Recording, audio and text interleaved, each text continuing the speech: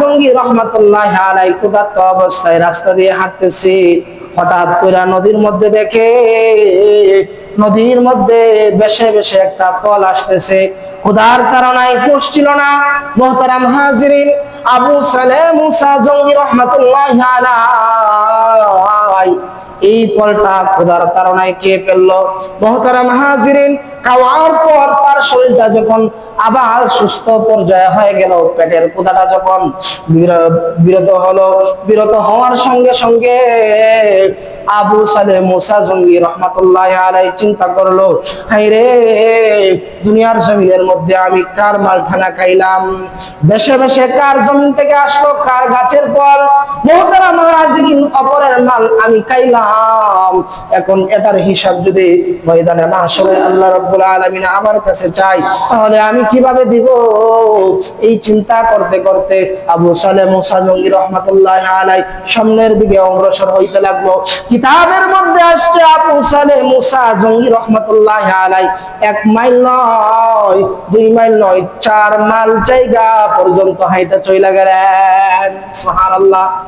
মুহতারাম হাজিরিন, আবু সালেহ মুসা জঙ্গি রহমাতুল্লাহি আলাইহি যখন সামনের দিকে অগ্রসর হইতে হইতে 4 মাইল যখন অতিক্রম করলেন, হঠাৎ তাকায়া দেখে একটা ফলের গাছ, যে ফলটা খাইলো সেই ফলের গাছ নিচের দিকে পড়ে রইল, নদীর দিকে হেলান করে রইল। সেই গাছ থেকে পাকা পাকা ফলগুলো নিচের দিকে পড়তেছে। আবু সালেহ মুসা জঙ্গি রহমাতুল্লাহি আলাইহি চিন্তা করলো, হায় রে, এটাই তো হইতে পারে এই লোকের, এটাই তো এই জমিন থেকে গেল। মুহতারাম হাজিরিন, 4 মাইল যখন সামনের দিকে অগ্রসর হইল, হঠাৎ করে যখন এই গাছ পাইলো, গাছের দিকে তাকায়া বলল, এটাই হইতে পারে আমার ফলের গাছ, যে ফলটা আমি খাইলাম, যে কথাটা আমি তাড়না করলাম। মুহতারাম হাজিরিন, আবু সালেহ মুসা জঙ্গি রহমাতুল্লাহি আলাইহি এই গাছের মালিকের বাড়ির মধ্যে গেলেন। হঠাৎ করে সামনে একজন লোক যখন পাইলো, তখন জিজ্ঞাসা করলো, এই লোকের বাড়ি কোথায় হইতে পারে, এই গাছের মালিকের বাড়ি কোথায় হইতে পারে? এই লোকটা বলল, সামনের দিকে অগ্রসর হন, এই বাড়ির মধ্যে যান, এই বাড়ির মধ্যে গেলে আপনি মালিককে পাইবেন। মুহতারাম হাজিরিন, কিতাবের মধ্যে আসছে আবু সালেহ মুসা জঙ্গি রহমাতুল্লাহি আলাইহি এই বাড়ির মধ্যে যাওয়ার পর মালিককে ডাক দিয়ে বলে, ও বাগানের মালিক, ও ফলের বাগানের মালিক, আপনার গাছ থেকে মনে হয় একটা ফল বেশে বেশে নদীর স্রোতের মধ্য দিয়ে সামনের দিকে গিয়েছিল, কিন্তু সেই ফলটা আমার ক্ষুধার তাড়নার কারণে আমি খেয়ে ফেললাম। মুহতারাম হাজিরিন, এই কথাটা যখন বললো, বলার পর আবু সালেহ মুসা জঙ্গিকে বলল, ও ভাই মুসা জঙ্গি, আপনি মনে হয় এই ফলটা খাইলেন, এই ফলটা খাইলেন, আমার কাছে আসলেন। মনে মনে সেই মালিক বলতেছে, এই লোকটা এই ফল খাওয়ার পর আমার কাছে আসলো, অবশ্যই এটা সাধারণ কোনো মানুষ না, আল্লাহওয়ালা মানুষ। আমার সেই বাগান থেকে কত মানুষ ফল খাইতেছে, কত মানুষ চুরি করতেছে, ডাকাতি করতেছে, কিন্তু দেখেও না দেখার বাহানা করতে হয়। কারণ তাদেরকে যখন আমি বলতে চাই আমার গাছের মালিক আমি সেই গাছের মালিক, আমার গাছ থেকে তুমি ফল কেন নিবা, এই কথা যখন বলি, বলার পর আমাকে সেই চোরগুলো, ডাকাতগুলো আমাকে বড় হুমকি দেয়। আর এটা এমন লোক বহু দূর থেকে একটা ফল খাইলো, কিন্তু সেই ফলের কারণে আজকে আমার কাছে মাফ নিতে চায়।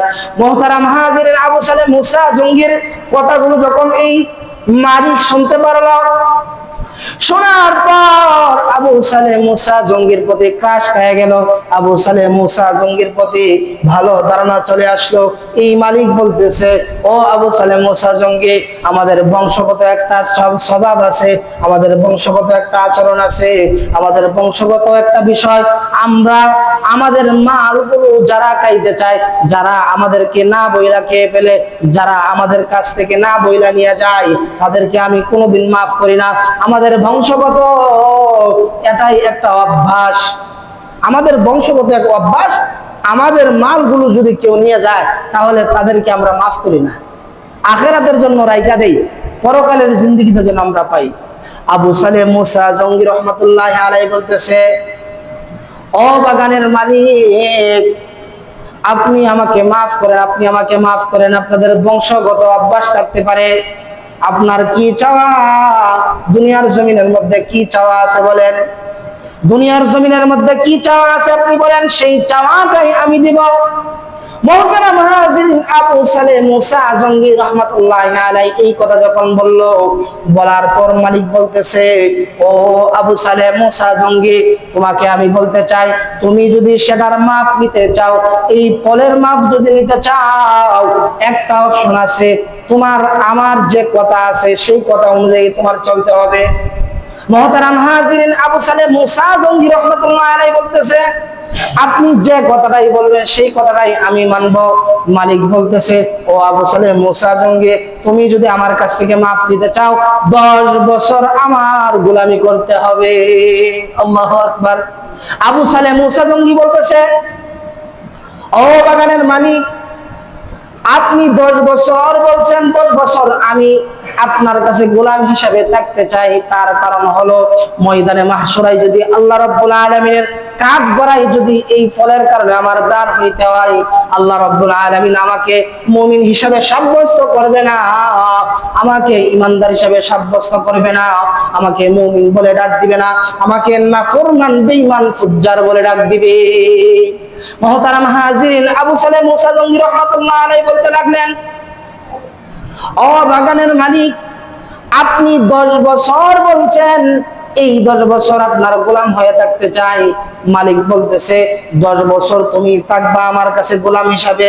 শুধু তাই নয়, 10 বছর আমি দেখব তোমার আচরণ, তোমার ব্যবহার, তোমার আচরণ দ্বারা, তোমার ব্যবহার দ্বারা যদি আমি সন্তুষ্ট অর্জন করতে পারি, হতে পারে তোমাকে মাফ করে দিব, আর না হয় পরবর্তী সময়ে তোমার জন্য বিকল্প একটা ব্যবস্থা নিব। মুহতারাম হাজিরিন, আবু সালেহ মুসা জঙ্গি রাহমাতুল্লাহি আলাইহি 10টা বছর এই বাগানের মালিকের বাড়ির মধ্যে গোলাম হিসাবে রইলেন। সময় যখন শেষ হয়ে গেছে, সময় শেষ হওয়ার পর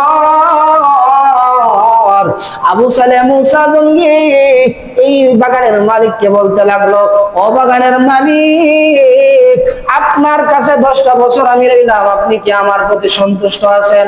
বাগানের মালিক ডাক দিয়া কয়, ও আবু সালেহ মুসা, তোমার প্রতি আমি এখনো সন্তুষ্ট হইতে পারি নাই, আরো একটা বিকল্প রাস্তা খুঁজতে হবে। সেই রাস্তাটা যদি আমি খুঁজা তোমাকে দিয়ে দেই, তাহলেই তুমি সফল কাম হইতে পারবা। আবু সালেহ মুসা জঙ্গি রাহমাতুল্লাহি আলাইহি বলতেছে, ও বাগানের মালিক, আপনার কাছে সেই অপশনটাও আমি চাই। কি অপশন আপনার কাছে আছে? বাগানের মালিক ডাক দিয়ে কয়, আবু সালেহ মুসা, তুমি যদি আমার কাছে মাফ নিতে চাও, 10 বছর থাকলা, কিন্তু আরেকটা অপশন আছে, তোমার প্রতি আমি সন্তুষ্ট হইতে পারলাম না। এই অপশনটা যদি তুমি কাজে লাগাইতে পারো, এই অপশনটা কাজে লাগানোর কারণে তুমি মাফ পাইবা। আল্লাহু আকবার। মুহতারাম হাজিরিন, আবু সালেহ মুসা জঙ্গি বলতে লাগলো, ও বাগানের মালিক, আপনার কাছে সেই অপশনটাই আমি চাই। এই বাগানের মালিক ডাক দিয়ে বলে, ও আবু সালেহ মুসা, তোমাকে আমি এই কথাটা বলতে চাই, এই কথাটা যদি তুমি মানতে পারো তাহলে তুমি সফল কাম হইবা। কথাটা কি? কথাটা হইল, তুমি যদি আমার কাছ থেকে এই ফলের মাফ নিতে চাও, আমার মেয়েটাকে তোমার বিয়ে করতে হবে। সুবহানাল্লাহ। মুহতারাম হাজিরিন, বাগানের মালিক বলতেছে, আমার মেয়েকে যে তুমি বিয়ে করবা, কথাটা তুমি বুঝা নিবা, আমার মেয়ের কিন্তু চোখ নাই, আমার মেয়ের কান নাই, আমার মেয়ের পা নাই, আমার মেয়ে বড় অসল। এই কথাগুলো যখন জানাইলো, আমার মেয়ের কান নাই, চোখ নাই, পা নাই, তা আছে কি? বিয়ে করবো যে আছে কি? আবু সালেহ মুসা জঙ্গি রাহমাতুল্লাহি আলাইহি বলতেছে, ও বাগানের মালিক, আপনি যেহেতু এই কথা বলছেন, তারপরেও আমি রাজি আছি। কারণ আল্লাহ রাব্বুল আলামিনের কাছে যদি আমি গুনাহমুক্ত হয়ে যাইতে পারি, দুনিয়ার জমিনের মধ্যে আমি কানা মহিলা নিয়া কানা স্ত্রী হিসাবে আমি মানতে পারবো, আমি সেই মানুষটাকে স্ত্রী হিসাবে সর্ব অবস্থায় মানতে পারবো। সে লুলা হোক, যে কোনো সমস্যাই হোক না কেন, তারপরও আমি তাকে স্ত্রী হিসাবে মানতে চাই। কারণ হলো, দুনিয়ার জমিনের মধ্যে আমি গুনাহগার, কিন্তু আল্লাহ রাব্বুল আলামিনের কাছে যদি আমি গুনাহগার হিসাবে সাব্যস্ত হয়ে যাই, আল্লাহ রাব্বুল আলামিন এমন ভাবে পাকড়াও করবে, যে পাকড়াওয়ের কারণে আমি জাহান্নামের মধ্যে পইরা যাব।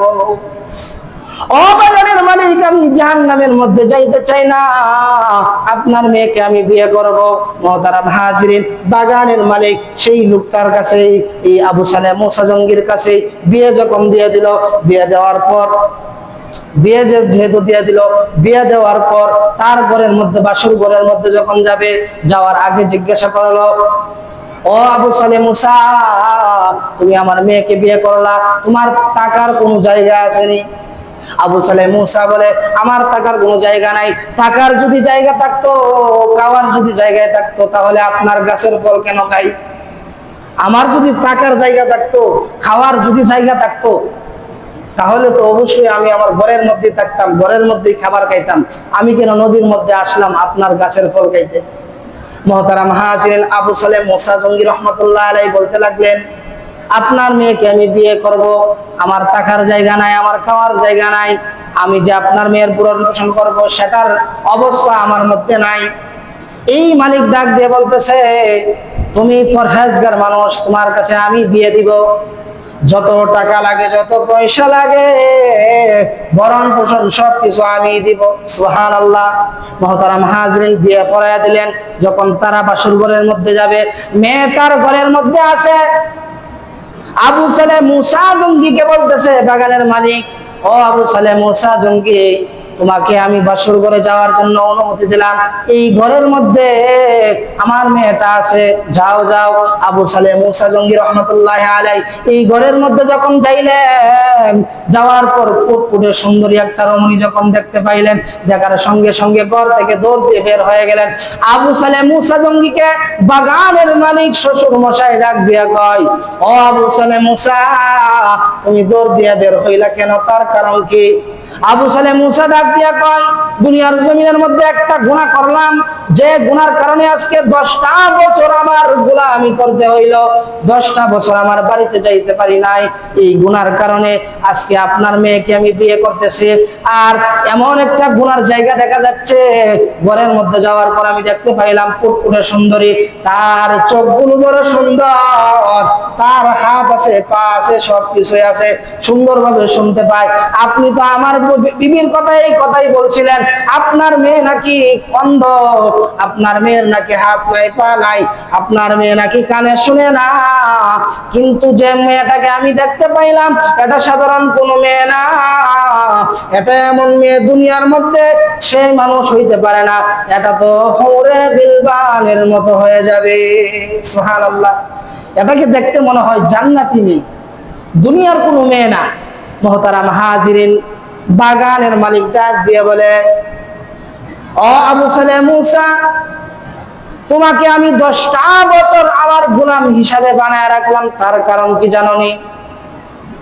10টা বছর তোমাকে আমি গোলাম হিসাবে বানাইলাম, নামটা গোলাম হইতে পারে, তুমি তাকায়া দেখো, গোলাম বানানোর পর তোমাকে আমি দুনিয়ার জমিনের মধ্যে এমন নাফরমান বানাই নাই, তোমাকে কোনোদিন আমার বাগানের কামলা বানাই নাই, তোমাকে আমার গোলাম হিসাবে বানাইতে পারি, কিন্তু তোমাকে তোমার দ্বারা আমি কোনো কামলামি কাজ করাই নাই, পানি আনাই নাই, কোনো কাজ করাই নাই, তোমাকে দিয়ে একটা কাজ করাইলাম, সেটা হলো আল্লাহর কালাম পড়ার ইবাদত। সুবহানাল্লাহ। ও আবু সালেহ মুসা জঙ্গি, ও আমার জামাই, তোমাকে দিয়ে আমি এমন কাজ করাইলাম, আল্লাহর যে গুণগান রয়েছে, আল্লাহর যে কেরামতি, আল্লাহর প্রতি ভালোবাসা, এই সব কিছু আল্লাহকে পাওয়ার জন্য যা কিছু লাগে সব কিছু তোমাকে শিখাইলাম। এই 10টা বছর তোমাকে আল্লাহওয়ালা বানাইলাম, মুমিন বানাইলাম, পরিপূর্ণ ইমানদার বানাইলাম। বানানোর পর আমার চিন্তা আসলো, তুমি একটা ফল খাওয়ার কারণে যেহেতু আমার কাছে আসলা, তুমি বড় আল্লাহওয়ালা, এই আল্লাহওয়ালার সহবত তুমি যদি পাওয়া যাও, তুমি যখন আমার দিকে থাকবা, নেক আমল করার কারণে তোমার ঈমানটা আরো বড় হয়ে যাবে। আর আমার মেয়েটা এমন বড় আল্লাহওয়ালা, আমার মেয়ের পা দ্বারা সামনের দিকে অগ্রসর বছর হয় নাই, সর্ব অবস্থায় জন্মের পর থেকে আমার মেয়েটা আমার ঘরের মধ্যেই থাকলো। আমার মেয়ে পা দ্বারা হাঁটে নাই, এই কারণে আমার মেয়ের কথা বললাম। আমার মেয়েটা হাঁটতে পারে না, আমার মেয়ের পা নাই, আমার মেয়ের লুলা, এই কথাটা এই কারণেই বললাম। মুহতারাম হাজিরিন, আবু সালেহ মুসা জঙ্গিকে ডাক দিয়ে বলে, বাগানের মালিক এই কথাটা বলতে লাগলো, ও আবু সালেহ মুসা, আমার মেয়েকে আমি অন্ধ বললাম, তার কারণ কি জানো নি? আমার মেয়ে অন্ধ না, আমার মেয়েকে অন্ধ বললাম তার কারণ হইল আমার মেয়ে দুনিয়ার আলো দেখতে পারে না। আমার মেয়ের জন্মের পর থেকে এই ঘরের মধ্যেই থাকলো, দুনিয়ার কোনো বেগানা পুরুষকে দেখে নাই, বেগানা মানুষকে দেখে নাই, এই জন্যই সেই মানুষটার জন্য আমি এই কথা বললাম। মুহতারাম হাজিরিন, এই কথাগুলো সারমর্ম যখন এই আবু সালেহ মুসা জঙ্গির কাছে বলল, মুসা জঙ্গিকে ডাক দিয়ে বলে, এই বাগানের মালিক, ও আবু সালেহ মুসা জঙ্গি, এই ঘরের মধ্যে যে মেয়েটাকে দেখলাম, জান্নাতি হোক, মনে হয় জান্নাতি রমণী, এই মেয়েটাই আমার মেয়ে। এই মেয়েটা বড় আল্লাহওয়ালা, দুনিয়ার জমিনে আমার এই মেয়েটা সর্ব অবস্থায় ইবাদতের মধ্যে লিপ্ত থাকে, দুনিয়ার কোনো নাফরমানি আজ পর্যন্ত আমার চোখে ধরা পড়ে নাই করতে। মুহতারাম হাজিরিন, এই মেয়েটাই আমার মেয়ে, যাও তুমি এই ঘরের মধ্যে যাও। মুহতারাম হাজিরিন, এই কথা যখন বলতে লাগলো, আবু সালেহ মুসা জঙ্গি রহমাতুল্লাহি আলাইহি এই কথা শোনার সঙ্গে সঙ্গে ঘরের মধ্যে গেল। যাওয়ার পর চিন্তা করলো, এই দুনিয়ার এমন মানুষ, দুনিয়ার এমন মানুষ আছে যে মানুষটা নাফরমানি ব্যতীত আছে। দুনিয়ার সমস্ত মানুষ নাফরমানির মধ্যে লিপ্ত, দুনিয়ার সমস্ত মানুষ আল্লাহকে পরিপূর্ণ ভয় করতে পারে না, আল্লাহকে পরিপূর্ণ ভয় করতে পারে না। কিন্তু যে মেয়েটাকে আমি দেখতে পারলাম, এই মেয়েটা তো দেখা যায় সাধারণ কোনো মেয়ে না, এই মেয়েটা সর্ব অবস্থায় আল্লাহর গুণগানের দিকে লিপ্ত। 10টা বছর আমি এই বাড়ির মধ্যে রইলাম, কিন্তু এই মেয়ের একটু কথা সম্বোধনের কথা বাতাস পর্যন্ত শুনতে পারি নাই। আর বাবা এই কথাগুলো বললো যে মেয়েটা অন্ধ, মেয়েটা হাত নাই পা নাই, তারপরে দেখলাম জান্নাতি হুর, যে ঘরের মধ্যে ঢুকলাম রাত্রে বেলা, লাইট নাই, তারপরেও ঘরটা যেন উজ্জ্বল হয়ে গেছে।